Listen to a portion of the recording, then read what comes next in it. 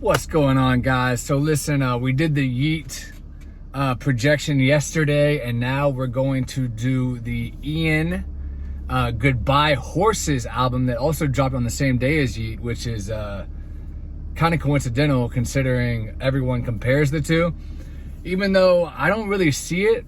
So we're going to talk a little bit about this Ian album, Goodbye Horses, and then give a sales prediction on what we think it's going to sell in the first week. Now, I'm going to be straight up with you guys. Let's get into this comparison a little bit more. I believe I like Ian a little bit better than Yeat. Now, I know that might be a hot take for some, but you got to remember, when it comes to rap music, more so than any other genre, a lot of it comes down to how the rapper looks, how the rapper acts. And this may be superficial, but that's why rappers have a persona, a backstory. They have to have something to pull you in, because it's not just who has the best voice, like a pop singer, like a Michael Jackson, or who can do the moonwalk, or even then, but he had the style. So Ian, what I like about Ian is he didn't try to act black. He didn't go for a wigger aesthetic. He literally dresses white, like a old school preppy Abercrombie kid, which that is how white people should dress. So the fact that he's making what people would traditionally call a black art form doesn't matter, because he's not acting black or dressing black or saying, "What's up, my nigga, dog? You know what's going on, dog?" Like, he's not acting, put on that persona, which I really appreciate. He kind of reminds me of, obviously not in the musical style, but in the aesthetic and the vibe that he puts out, kind of reminds me of Asher Roth from back in the day. The long shaggy hair, the preppy dressing. I just think that's how white people should be dressing. So I like that. I like that he didn't go full on wigger like some of these other white rappers do, or did back in the day, and still do. Nobody really in the mainstream, but even Yeat, he's got the tattoos, tries to cover his face. He kind of does that little black talk, black slang kind of thing, but they won't say nigga. So I know you're saying it in your personal life, but then you won't come on here and say it, but you'll act black in every other respect, but you won't say that. Makes no sense, right? So I like the fact that Ian dresses white, acts white, and then makes the music he wants to make. Having said that, I did listen to Goodbye Horses. It is a pretty good album. Short, sweet, to the point. 13 tracks. It's really 12 tracks. Like the song Hate Me with Lil Yachty is blacked out unless you buy the full album. So it's basically 12 tracks, 13 if you count that. That song actually charted on the Billboard Hot 100. So that's going to help sales, or at least it's going to help certifications. I got a Lyrical Lemonade video. And then he also put out the Chief Keef featured video, which I think is going to get a lot of views, because Chief Keef has a solid fan base.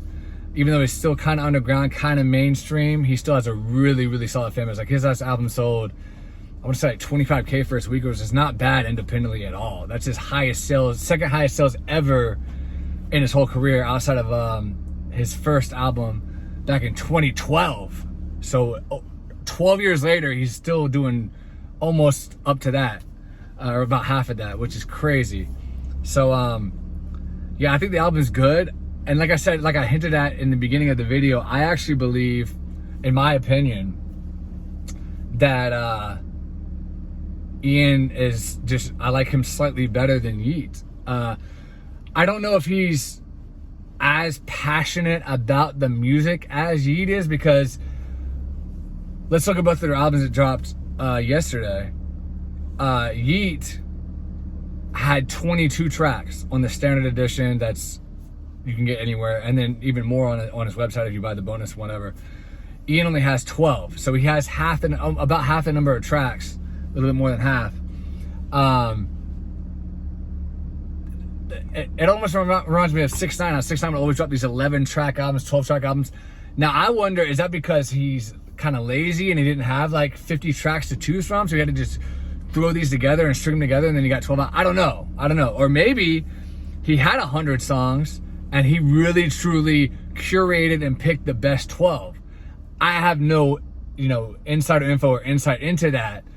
So I can't say that he is lazy or that he just picked the really 12 best tracks. If he picked the 12 best tracks, that I can respect. And I think we'll find out more about that down the line of his career as he drops more. Like if his next project's like 20 songs, then we'll know that that's the one they're really going for the big sales with, and they were just holding back a little bit on this first release. So we'll have to wait and see on that. Also, I didn't mention this. This is his first album on Columbia Records. So this is his first major label release. Second release overall. He had that mixtape that came out like 6 months ago, Valedictorian, which I really liked that too. But this one is about the same amount of tracks on a major label, so it's definitely gonna get pushed harder. Like I said, he had the Cheap Key video. He had the song Hate Me that charted on the Hot 100. So having said all of that and gone over all of that, is it going to outsell Yeat? No, it's not. Yeat's gonna outsell him for sure because Yeat has way more tracks. And he just has a bigger name at this point. But I do think that Ian is gonna do decent. I think he'll probably sell I think his last one sold about 10K in the first week. I think this one will at least double that. I think it should sell 20 to 25K. But I think that's the top. I don't think it's gonna hit 30. I'm honestly thinking, I think 15 to 25 is that sweet spot. 30 would really be a W, because I remember that's what Yeat sold on To Alive, which was his first major big release in the first week. And this has less tracks than that. So if he can do 15 to 25K with only 12 tracks, I think that'll be a really good start to his career, and then he could go up from there. So that's what I'm thinking, guys. Let me know in the comments, what do you think Ian's gonna sell in the first week with Goodbye Horses? Do you think it's better than Yeat, or do you think Yeat is better? Let me know. Appreciate you guys watching. If you've never been here before, please do subscribe as well, and I'll talk to you guys later.